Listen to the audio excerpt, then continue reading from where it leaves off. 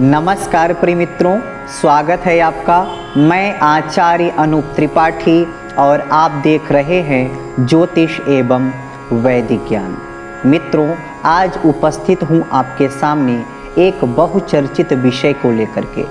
अगर आप ज्योतिष प्रेमी हैं, आप कुंडली देखते हैं या आपने कुंडली कभी दिखाई है, तो एक बात कभी न कभी आपने सुनी होगी कि कोई भी ग्रह वर्गोत्तम हो जाता है या कोई भी लग्न वर्गोत्तम हो जाता है। और ऐसा कहा जाता है कि कोई भी लग्न या कोई भी ग्रह अगर वर्गोत्तम हो जाए तो वह उच्च के जैसा फल प्रदान करता है, स्वराशि के जैसा फल प्रदान करता है।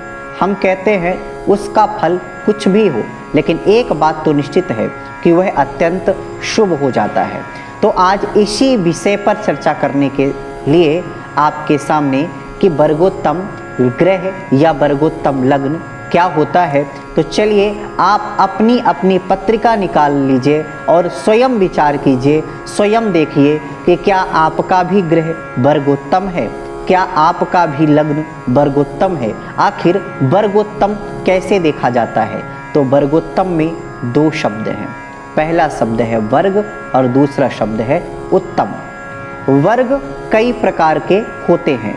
एक लग्न को जब कई विभागों में तोड़ा जाता है और उनसे अलग अलग वर्ग बनते हैं, जिसको एक वर्ग नवांश वर्ग के रूप में हम जानते हैं। इसको इंग्लिश में D9 चार्ट भी कहते हैं। और नवांश कुंडली में और लग्न कुंडली में जब सेम परिस्थिति उत्पन्न होती है तो उसको वर्गोत्तम कहा जाता है, यानी दोनों ही भाव में वह ग्रह उत्तम है। तो अब इसको देखा कैसे जाता है, आज इसी विषय पर चर्चा करने वाले हैं। इस विषय में आप एक श्लोक सूत्र के रूप में याद कर लें। चरे चाद्यांश को गेयः स्थिरे मध्य नवांश कहा अंत्यांश को दुष्भावे वर्गोत्तमति स्मृतः। अर्थात अगर आपका ग्रह, जिस भी ग्रह की आप गणना कर रहे हैं, वह अगर चर राशि में हो और प्रथम नवांश में हो तो समझिए कि वह ग्रह वर्गोत्तम है। इसी के साथ अगर कोई भी ग्रह या लग्न स्थिर राशि में हो और मध्य नवांश में हो तो समझिए वर्गोत्तम है। इसी के साथ अगर कोई भी ग्रह दुष् राशि में हो और अंत नवांश में हो तो वह वर्गोत्तम माना जाता है। अब यहाँ दो समझने वाली बात है कि प्रथम नवांश, मध्य नवांश और अंत नवांश क्या होता है। इसके साथ चर राशि, स्थिर राशि और दुष्ट राशि क्या होती है, तो दोनों को ही हम बड़े ही सरलता से आपको बता देते हैं। अलग अलग प्रकार की राशियों में तीन प्रभेद हैं, चर, स्थिर और दुष्ट। प्रथम राशि, पहली राशि, चौथी राशि, सातवीं राशि और दसवीं राशि, ये चर राशि के अंतर्गत आती हैं। इसके साथ में दूसरी राशि, पांचवी राशि, आठवीं राशि और 11वीं राशि, ये स्थिर राशियों की गणना में आती हैं। इसके साथ तीसरी राशि, छठी राशि, 9वीं राशि और 12वीं राशि, ये दुष्ट राशि की गणना में आती हैं। अब दूसरा शब्द था नवांश। तो हम आपको बता दें, एक राशि में 9 नवांश होते हैं, मतलब एक राशि में 9 विभाग होते हैं। तो प्रत्येक विभाग को एक नवांश कहते हैं। 3 अंश 20 कला का एक नवांश होता है, तो 6 अंश 40 कला का दूसरा नवांश होता है, तो 10 अंश का तीसरा नवांश होता है। इसी प्रकार से हमें गणना कर लेनी चाहिए।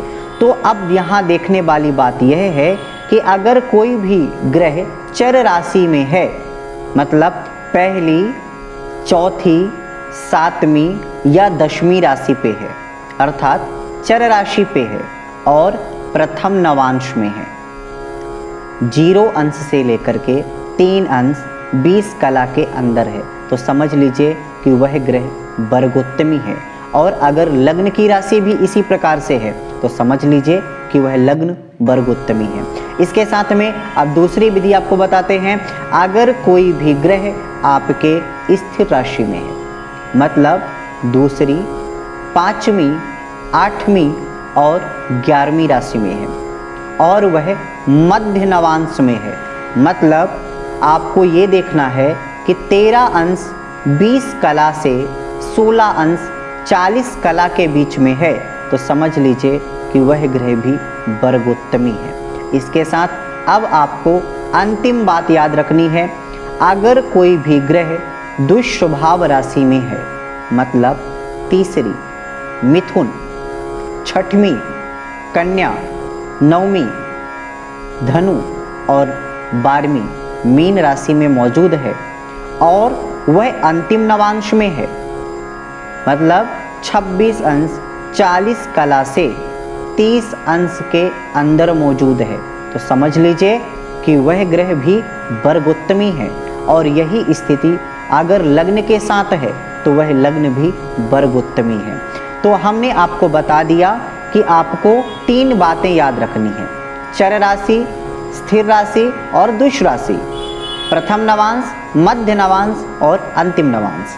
चर राशि के साथ प्रथम नवांश हो तो वर्गोत्तमी है, स्थिर राशि के साथ मध्यम नवांश हो तो वर्गोत्तमी है और दुष्प्रभाव राशि के साथ अंतिम नवांश हो तो वर्गोत्तमी है।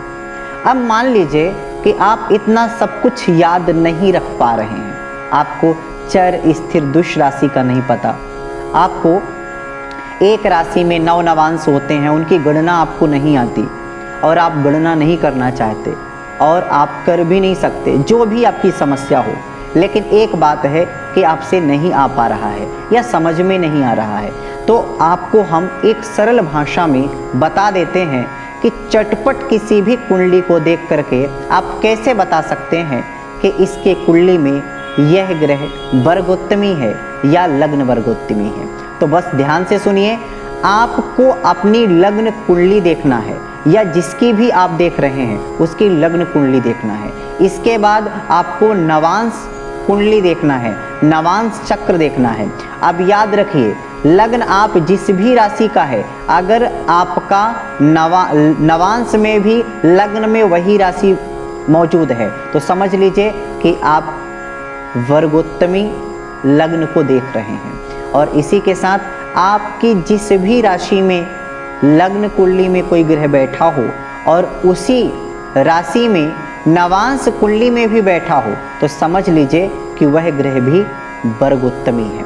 तो इस प्रकार से आप बड़ी ही सरलता से दोनों लग्न कुंडली और नवांश कुंडली को कंपेयर करके देख सकते हैं कि आपका ग्रह वर्गोत्तमी है या नहीं है। बस सेम राशि में दोनों ही कुंडलियों में बैठा हो तो समझ लीजिए कि वह ग्रह वर्गोत्तमी है। तो आशा करते हैं कि ये बात आपको समझ में आई होगी। तो चलिए अभी के लिए बस इतना ही, आगे फिर उपस्थित होंगे आपके सामने एक नई जानकारी के साथ। तब तक के लिए नमस्कार।